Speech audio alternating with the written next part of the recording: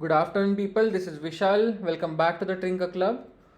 Let's see कल index किस तरफ मोमेंटम कर सकता है, कल के लिए क्या प्राइस एक्शन एक्सपेक्ट किया जा सकता है और कल के लिए सपोर्ट और रेजिस्टेंस लेवल्स क्या होंगे। टू बिगिन विथ एक बार हम निफ्टी और बैंक निफ्टी का डेली वीकली चार्ट एक बार एनालाइज कर लेते हैं and then we will go into the micro level जिसमें हम 15 मिनट का चार्ट स्टडी करेंगे।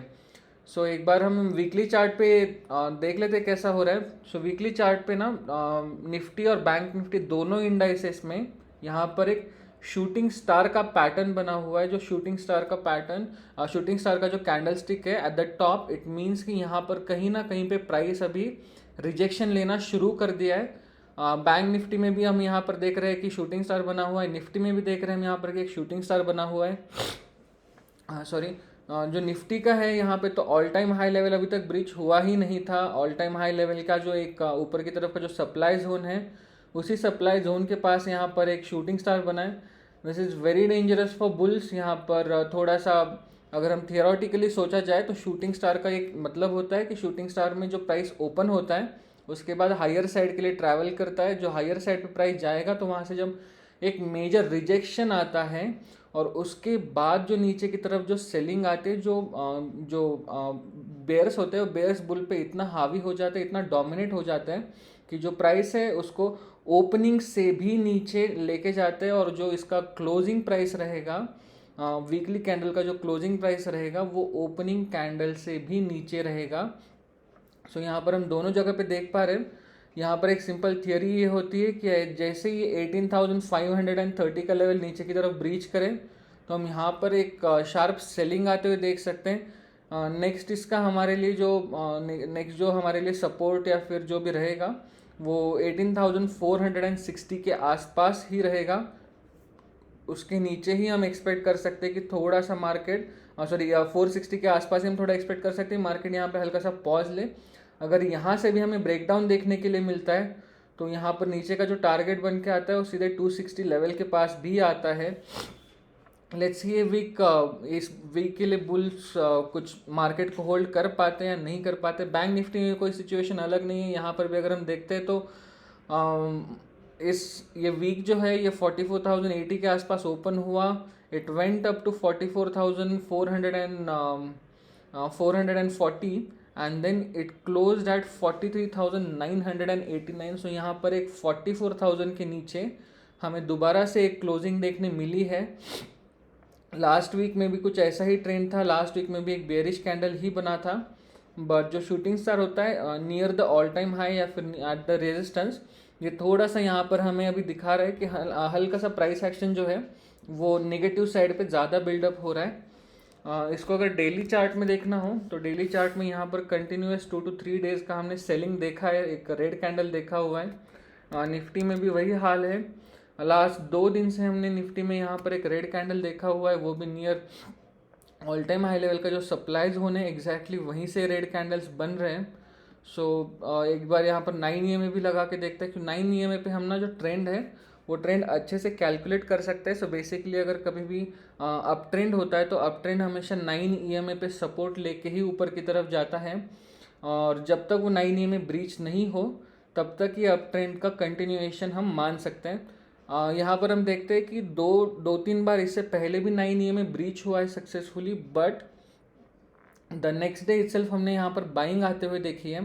सो यहाँ पर भी वापस से एक बार ये देखते हैं, ये 5 मई को नीचे की तरफ से ब्रीच हुआ, फिर ऊपर की तरफ मोमेंटम किया। 10 मई को वापस नीचे की तरफ ब्रीच हुआ बट अगेन ऊपर की तरफ इसने क्लोजिंग दिया। वापस अगर हम देखते हैं तो यहाँ पर भी सेम वही हाल रहा है। यहाँ पर भी 2 दिन का नीचे की तरफ का क्लोजिंग था बट यहाँ से मार्केट अभी रिवाइव किया है। सो जितनी बार ये 9 EMA को टेस्ट कर रहा है तो एक लगता है कि यहाँ से हल्का सा हमें नीचे की साइड का एक थोड़ा सा करेक्शन देखने मिले। अगर हम विक्स का भी स्टडी करते हैं तो इंडिया विक्स भी अभी कुछ 11 लेवल के आसपास चल रहा है।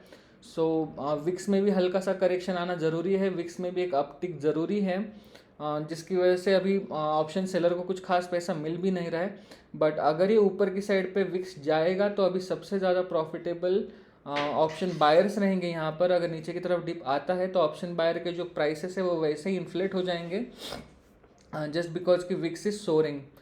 सो लेट्स सी कि इसमें 15 मिनट्स का एनालिसिस हमारा क्या कहता है।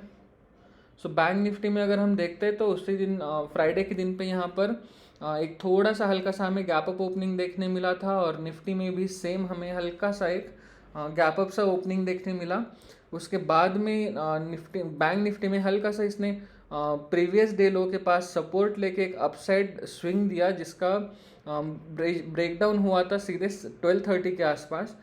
बट अगर हम निफ्टी को देखते हैं तो निफ्टी यहाँ पर एक बार बस 945 के आसपास एक अपसाइड के लिए स्विंग मारने का कोशिश किया, और वो स्विंग जैसे ही ब्रीच हुआ तो नीचे की तरफ का हमारा सेलिंग भी आया था।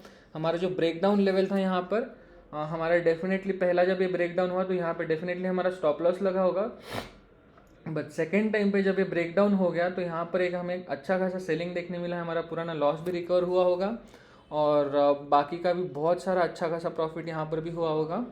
So this is how the support and resistance levels work, breakdown breakout level works.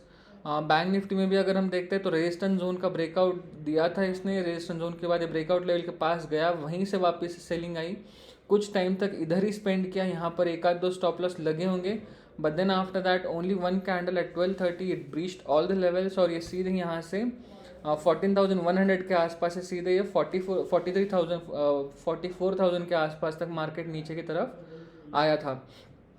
सो यहाँ पर थोड़ा सा निफ्टी में हमने सेलिंग प्रेशर ज़्यादा देखा है back compare to bank Nifty. अभी यहाँ के लिए हमारा जो आगे का प्राइस एक्शन होगा उसे हम हल्का सा वापस से एक नेगेटिव साइड पे ही ट्रेड करने का कोशिश करेंगे। इसका एक मेन रीज़न जो है, यहाँ पर हम देखते हैं कि मार्केट में ना, so basically this two bars they indicate that market में कॉल और पुट जो है ये कितने शॉर्ट हुए हैं, या फिर इनका जो ओपन इंटरेस्ट है वो कितना है। सो यहाँ पर अगर हम देखते हैं तो कॉल जो है वो 4,28,37,000 ओपन कॉन्ट्रैक्ट है कॉल साइड पे, कंपेयर टू पुट साइड पे जस्ट 2,11,88,000।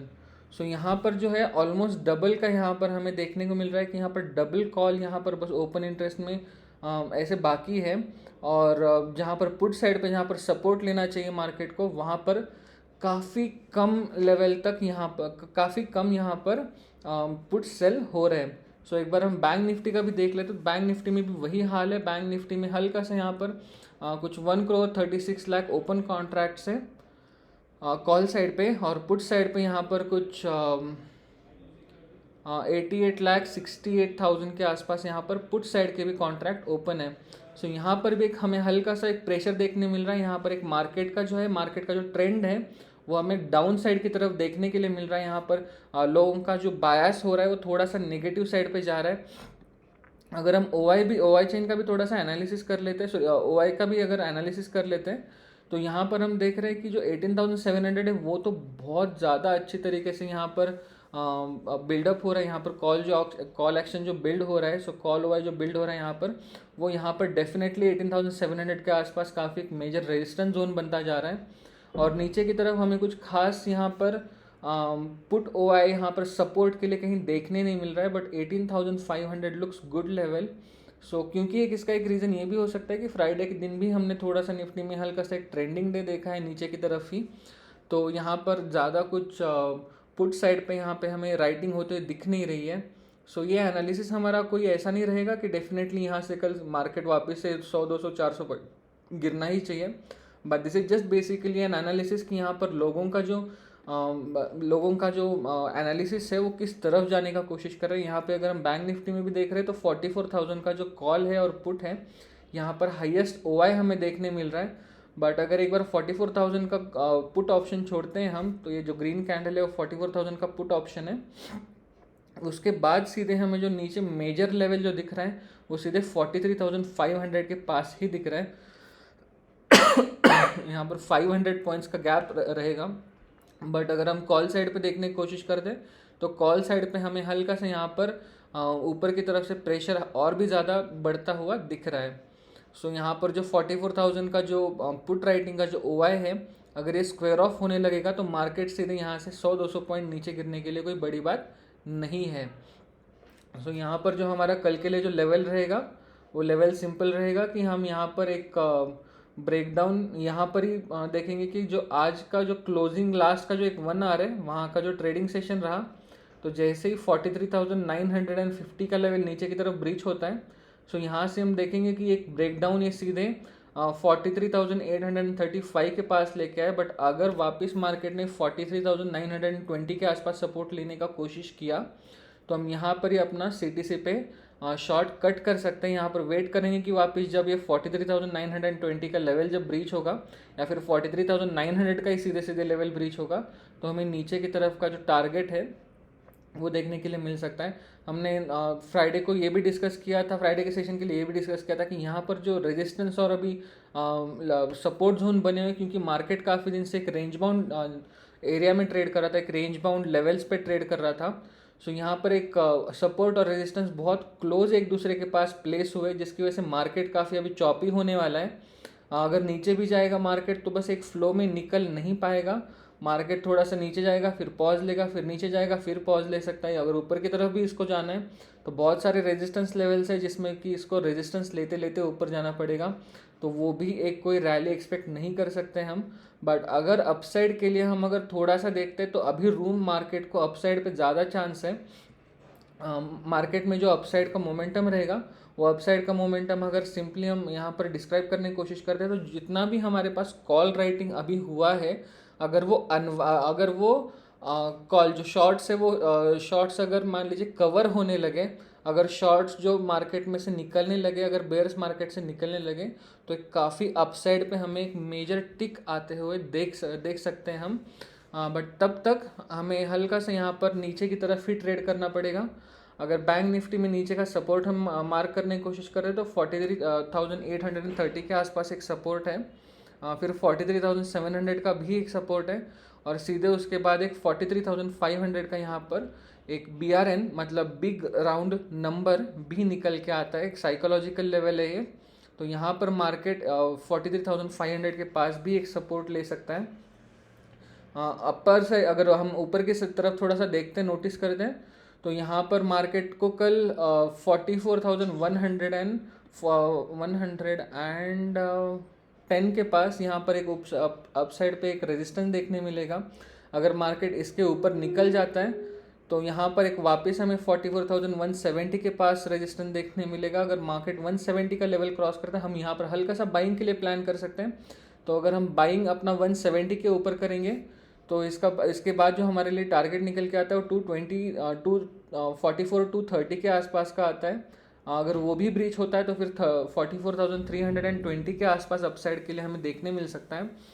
बट यही इसके ना सप्लाई जोन्स भी रहेंगे मार्केट में, इधर से वापस सप्लाई आता रहेगा, इधर ही बेयर्स एक्टिवेट होते जाएंगे। अगर निफ्टी में हमें देखना हो तो निफ्टी में अगर हम जैसे कि फ्राइडे का जो डे लो है, अगर वो फ्राइडे का डे लो ब्रीच होते हुए देखते हैं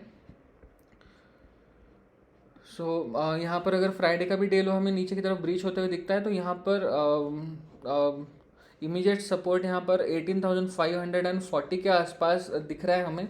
अगर वो 18,540 का भी सपोर्ट ब्रीच हो जाता है तो हमें उसके बाद सीधे जो नेक्स्ट सपोर्ट हमारे लिए मार्क यहाँ पर है वो 18,480 के आसपास ही नीचे का सपोर्ट हमें यहाँ पर देखने के लिए मिल सकता है। अगर वो भी ब्रीच हो जाता है तो फिर मार्केट में काफ़ी मेजर एक ब्रेकडाउन आ सकता है, क्योंकि मार्केट ने ये लेवल अगर हम देखते हैं तो 29 मई से अभी तक नीचे की तरफ का ब्रीच किया नहीं है। सो यहाँ पर एक मेजर सेल ऑफ हम एक्सपेक्ट कर सकते हैं जो कि वापस नीचे की तरफ हमें ये 18,418 के पास आते हुए दिख सकता है। बैंक निफ्टी की भी अब लेवल्स हमने देख ही ली है, बट अगर यहाँ पर ये भी लेवल्स फ़िलहाल के लिए तो मंडे के लिए 43,500 नीचे की तरफ का ब्रीच नहीं होना चाहिए और शायद होते हुए दिख भी नहीं रहा है। सो इसमें हम निफ्टी में भी और बैंक निफ्टी हल्का सा हम कॉशियस हो के अभी ट्रेड करेंगे। अगर आप एक डायरेक्शनल ट्रेड भी ले रहे हो तो उससे थोड़ा सा होल्ड करने का ज़्यादा कोशिश कर सकते हैं हम, क्योंकि यहाँ पर एक नीचे की तरफ का एक अच्छा खासा हमें थोड़ा सा टारगेट आते हुए दिख रहा है। एक बार हम ग्लोबल एनालिसिस का देख लेते हैं। ग्लोबल एनालिसिस अगर हम देख रहे हैं तो ग्लोबल एनालिसिस में हमने देखा कि डाउ जोन जो है फ्राइडे को 0.13 मतलब ऑलमोस्ट फ्लैटिश ही क्लोज हुआ था। नास्डैक भी 0.16 थोड़ा सा अपसाइड पे क्लोज हुआ। S&P 500 अगेन फ्लैटिश क्लोज हुआ। यूरोप में अगर यूरो स्टॉक्स 50 है जो यूरोप के टॉप 50 कंपनीज़ है वो भी थोड़े से फ्लैटिश नेगेटिव हमें क्लोजिंग देखने मिला है मार्केट में। सो हमारा जो कल के लिए जो एनालिसिस रहेगा वो निफ्टी के लिए भी थोड़ा सा फ्लैटिश ही ओपनिंग हमें देखने के लिए मिल सकता है। अगर हल्का सा हम माइनर सा गैप अप ओपन होते हुए देखते हैं मार्केट को, तो यहाँ पर हम एक वापस से नीचे की तरफ का शार्प सेलिंग आते हुए देखेंगे। अगर नीचे की तरफ थोड़ा सा ओपन होता है तो हो सकता है कि पहले गैप क्लोज करें। जैसे कि हम एक बार यहाँ पर देखते हैं, हो सकता है कि अगर मार्केट नीचे की तरफ खुल गया तो मार्केट यहाँ पर थोड़ा सा गैप क्लोज करने के लिए, जैसे कि मान लीजिए मार्केट अगर यहाँ पर आया तो मार्केट गैप क्लोज करने की कोशिश करेगा। फिर यहाँ से एक ये जो ब्रेकडाउन देगा वो नीचे की तरफ का ब्रेकडाउन काफ़ी इंपॉर्टेंट रहेगा। अगर वो सीधे सीधे मार्केट को 18,500 के नीचे भी पुश कर सकता है कल ही। सो थोड़ा सा कॉशियस रहिए, थोड़ा सा देखिए मार्केट में कैसा हो रहा है। अगर मार्केट नहीं समझ में आ रहा है, थोड़ा सा कन्फ्यूजन क्रिएट कर रहा है, चॉपी ज़्यादा हो रहा है, तो try to sit aside the market. एक बार मार्केट के साइड में बैठ के भी अगर मार्केट को आप ऑब्जर्व करोगे तो आपको सीखने के लिए बहुत कुछ मिल सकता है। इसी बात पे आज का सेशन एंड करते हैं। So thank you for joining us again. Have a good day tomorrow. Bye bye.